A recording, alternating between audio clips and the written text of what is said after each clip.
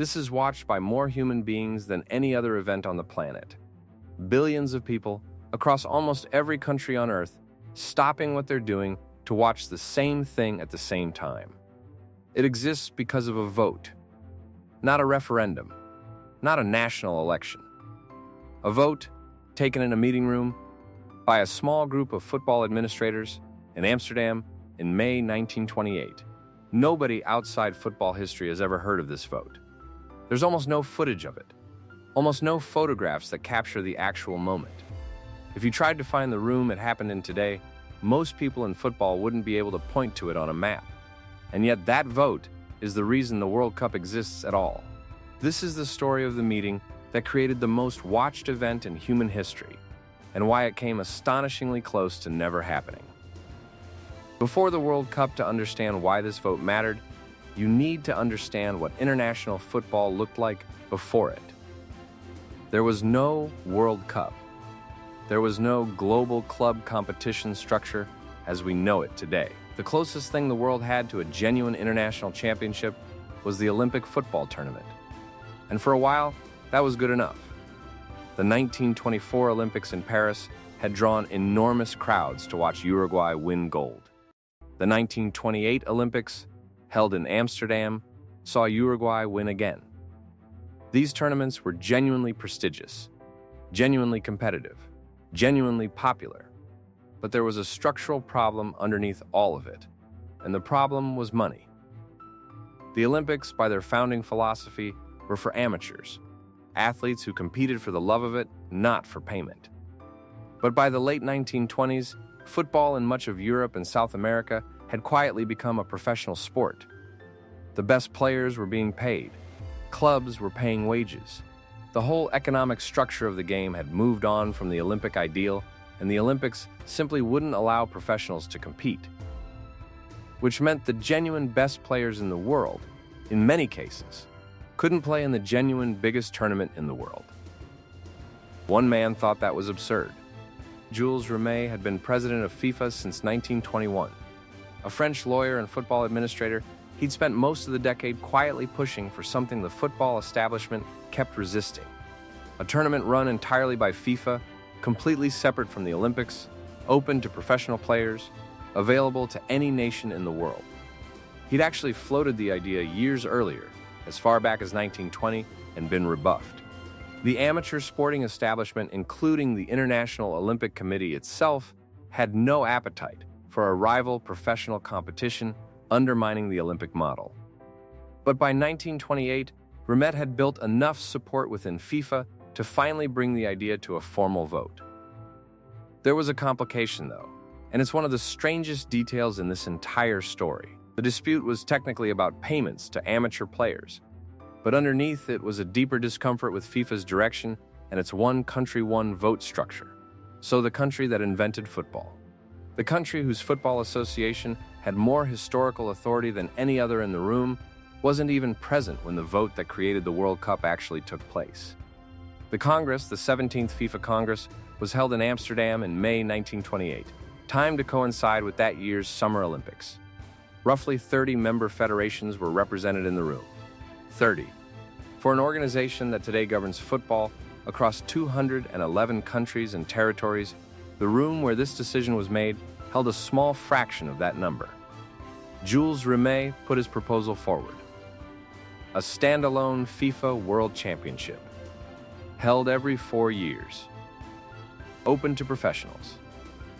The first edition to be staged in 1930. He had an ally in the room, making the case alongside him, Henri Delaunay, the president of the French Football Federation, who would later go on to create the European Championship in his own right. Delaunay argued bluntly that international football could no longer be confined within the Olympic framework, not when so many countries had moved decisively toward professionalism. The vote was taken. It passed comfortably, not unanimously, but comfortably enough that there was no real ambiguity about the outcome. The exact margin is something football historians still cite differently depending on the source, but the figure commonly attached to this vote is 23 in favor, 5 against. 23 to 5. in a room of roughly 30 people. That margin, 18 votes, created the FIFA World Cup. There is almost no surviving footage of the moment itself. Photography and film of administrative meetings in the 1920s was rare and unglamorous, and nobody in that room had any sense they were witnessing the founding moment of what would eventually become the biggest event on the planet. It was paperwork. It was procedure.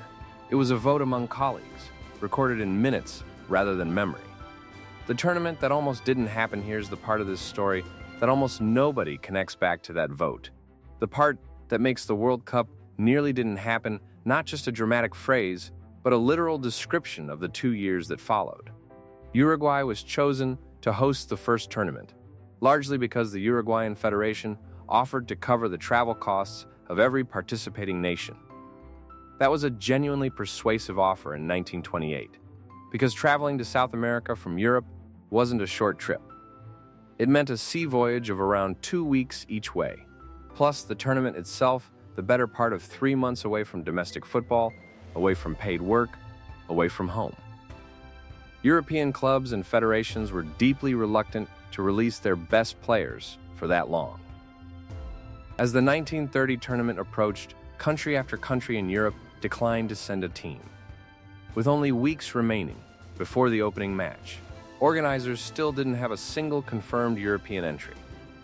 It took direct, personal intervention from Rimet himself, persuading federations, calling in favors, leaning on personal relationships built over years to convince just 4 European nations to make the journey: France, Belgium, Romania, and Yugoslavia. Rimet personally carried the trophy itself on that voyage, inside his luggage, across the Atlantic. If those 4 countries hadn't agreed to travel, the first World Cup would have opened as an almost entirely South American and North American affair. What the vote actually built it did survive. 13 nations competed in that first tournament in Montevideo in July 1930. Uruguay won it, on home soil, in front of their own supporters, a fitting outcome for the country that had made the whole thing financially possible in the first place. And from that uncertain, almost improvised beginning, the tournament simply never stopped growing. Every 4 years, with the exception of the years lost to the Second World War, nations have gathered to compete for it. FIFA's membership grew from a few dozen federations in Rimet's era to over 200 today. The tournament that almost didn't get a single European entrant in 1930 is now watched, across its full month-long run, by a meaningful fraction of the entire population of Earth. None of it happens without that vote in Amsterdam. Not the trophy, not the stadiums built specifically to host it, not the careers built and broken inside it. It all traces back to 23 football administrators in a room in Amsterdam, deciding by a margin most people couldn't tell you that the world deserved its own football championship. This is, in some ways, the purest example of a butterfly effect in this entire series. There's no dramatic single image, no theft, no coin flip, no dog finding anything under a hedge. Just 18 votes separated the world we live in, where the World Cup is one of the great unifying spectacles of human culture, from a world where it simply never existed at all. Almost nobody remembers the room. Almost everybody, eventually, remembers what came out of it.